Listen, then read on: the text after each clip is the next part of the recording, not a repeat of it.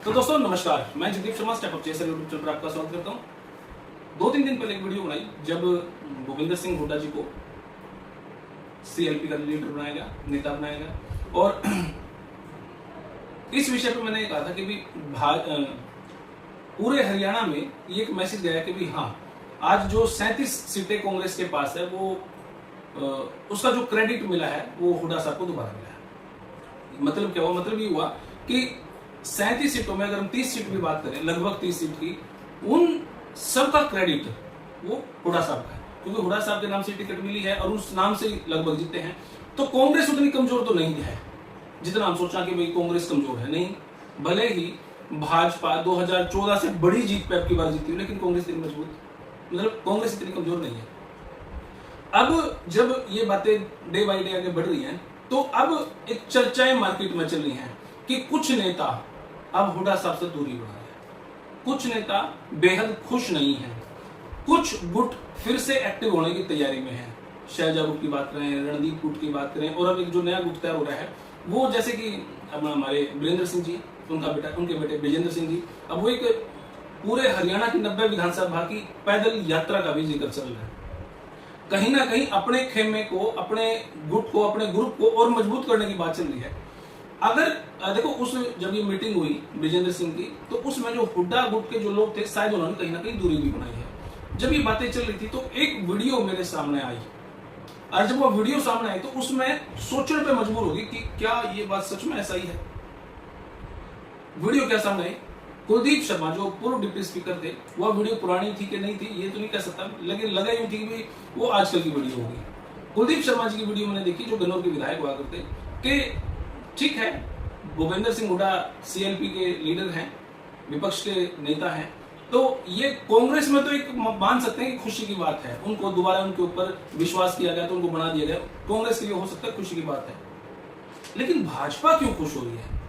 ये बातें कुलदीप शर्मा जी की वीडियो में सुनाई गई। जब मैंने इस पर सोचा कि भाई क्या ऐसा है, और जब मैं कुछ लोगों से मिला मार्केट में और उनसे जब ये चर्चाएं चली, क्या भाई हुड्डा साहब के सीएलपी लीडर बनने से क्या सच में भाजपा खुश है, तो जब लोगों से बातचीत की तो कुछ लोगों ने कहा हाँ, अगर ये बात सच है तो ये बात बड़ी गंभीर है, अगर ऐसा है तो सच में बड़ी टेढ़ी बात है, अगर ऐसा हुआ है तो।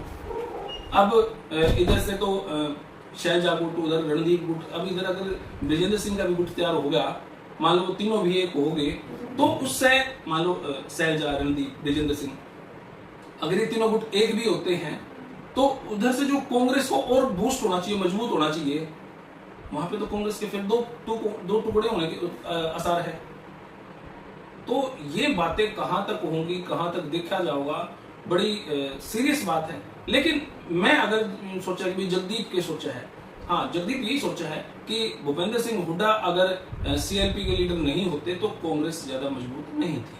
मतलब हुड्डा साहब का विपक्ष का नेता होना बहुत जरूरी था, क्योंकि कांग्रेस आज मजबूत है या आप कमजोर मान लो, लेकिन मैं मजबूती मानूंगा, भले वो बात अलग है कि सरकार में नहीं है। लेकिन अगर हुड्डा साहब ये इलेक्शन ना लड़ते 2024 का, उसकी टीम, हुड्डा साहब की टीम ना लड़ती, तो कांग्रेस के लिए कुछ एक सीट आनी थी, 37 तो सीट नहीं आनी थी। आज अगर हरियाणा के अंदर कांग्रेस का नाम है तो वो भूपेंद्र सिंह हुड्डा के कारण नाम है। अगर हुड्डा साहब नई पार्टी बना ले तो 10 सीट शायद कांग्रेस की नाम है। तो ये कहना कि कांग्रेस हुड्डा साहब कमजोर है, दोबारा बना दिए, ठीक है, जिसने अपनी अपनी राजनीतिक रोटियां सेकनी है, अलग बात है, पर मन में पर्सनली ये लगे कि भूपेंद्र सिंह हुड्डा से मजबूत कांग्रेस में फिलहाल कोई नेता है नहीं।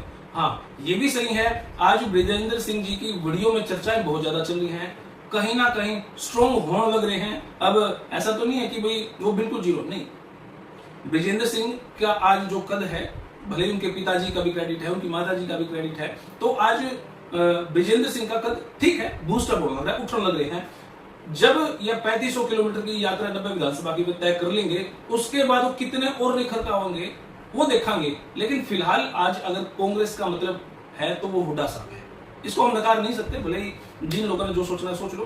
पर कुलदीप शर्मा जी की बात, कभी भाजपा सबसे ज्यादा खुश है हुड्डा साहब के सीएम लीडर से बनने से, तो ये भी एक शंका भरी निगाहों से सोची जा सकती है। फिलहाल ये वीडियो इतनी है, आप अपनी प्रतिक्रिया जरूर दो कि आप क्या सोचो। लेकिन अगर हम 2029 की बात करें, वन नेशन वन इलेक्शन अगर नहीं होता है, 2029 इलेक्शन की बात कर रहा, तो हुडा साहब मजबूत जरूर हैं, पर भाजपा से और मजबूत नहीं हो सकते, क्योंकि भाजपा का ग्राफ अब डे बाय डे इंक्रीज होने लगा है, डिक्रीज नहीं हो रहा।